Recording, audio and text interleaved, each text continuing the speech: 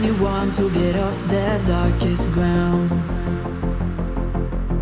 but gravity pulls you straight down. Earth from a bird's eye view.